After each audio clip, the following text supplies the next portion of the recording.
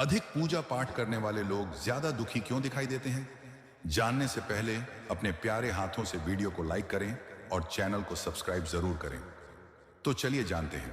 पहला कारण, ईश्वर उसी की परीक्षा लेते हैं जो दिल से उनका भक्त होता है। वो देखना चाहते हैं कि कठिन समय में भी आपका विश्वास अटूट है या नहीं। दूसरा कारण, भगवान जिससे सबसे ज्यादा प्रेम करते हैं उसे हर मुश्किल से मजबूत बनाकर निकालते हैं ताकि भविष्य में कोई भी परेशानी उसे तोड़ ना सके।